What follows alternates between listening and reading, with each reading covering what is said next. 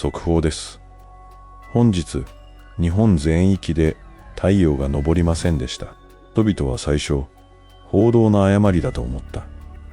しかし、ニュースは止まらなかった。太陽が見えない。全国から同じ通報が相次いだ。街は光で生き延びようとし、その光の中で、人々は暗闇に慣れていった。誰も理由を知らなかった。ただ、世界はそのまま終わらない夜へと変わっていった。最初は一時的な現象だと誰もが思っていた。政府は太陽光が一時的に弱まっただけと発表した。だが、時間が経っても空は暗いままだった。雲がかかったわけでも、嵐が来たわけでもない。ただ、太陽の光そのものが届いていなかった。科学者たちはすぐに気づいた。これは単なる夜ではない。地球が太陽からのエネルギーを失っていたのだ。太陽放射量が 95% 以上減少すると、地球の平均気温は1日で5度以上下がる。1日後、東京の昼は8度。北海道は氷点下になった。海はまだぬくもりを保っていたが、地上の空気は急速に冷えていった。冷たい空気は低く溜まり、街全体を白いもやのように包んだ。その日を境に日本の季節は止まった。春も夏ももう訪れることはなかった。人々は厚着をして一日中屋内で過ごすようになった。都市の暖房需要は急増し、通りには白い蒸気が立ち上った。子供たちは教室で走り回り、窓の外の空は常に灰色だった。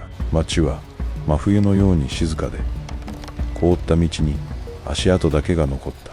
太陽が消えて1ヶ月、東京の電力需要は爆発的に増加した。照明、暖房、冷蔵、通信、すべてが同時にエネルギーを求めた。電力網は限界に達し、連鎖的な停電が発生した。病院、地下鉄、信号機、データセンターが次々に停止した。夜の街では灯が点滅し、街灯が消えるたび、人々の顔は暗く沈んだ。電気が不安定になると、生活も不安定になった。コンビニの冷蔵庫は止まり、食料は腐り始めた。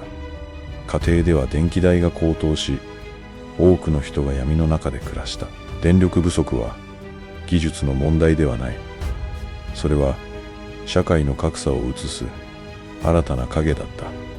太陽のない世界で人間の身体は変わり始めた。光は単に照らすものではなく、体に時間を伝える信号だった。太陽が昇らないまま、人々は眠る時間を見失った。眠れず、昼も眠く、気分は沈んでいった。日光がなければ、セロトニンが減り、メラトニンが過剰に分泌される。人々は、倦怠感と無力感の中で一日を過ごした。医師たちはこれをヨンエチャンホーチュンと呼んだ。日光が消えた街ではビタミン D が作られなくなった。免疫が落ち、体は冷え、人々はゆっくりと弱っていった。気候学者は言った。これは単なる暗闇ではない。地球が呼吸を止めた状態だ。人々は長い間待ち続けた。いつか東の空が赤く染まるその日を。だが、太陽は二度と昇らなかった。空は黒いベールに包まれた。